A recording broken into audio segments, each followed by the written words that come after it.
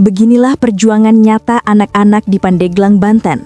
Setiap pagi, mereka menantang maut hanya untuk bisa sekolah.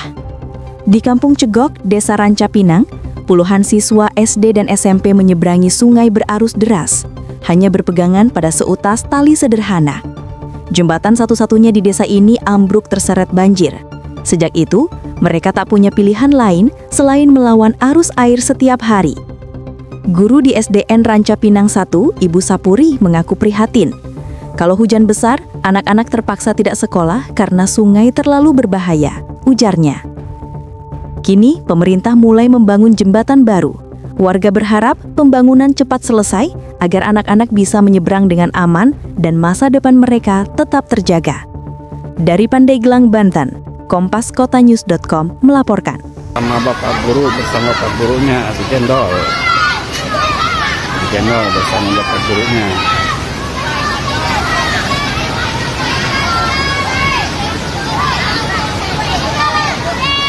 Saya nagede bos.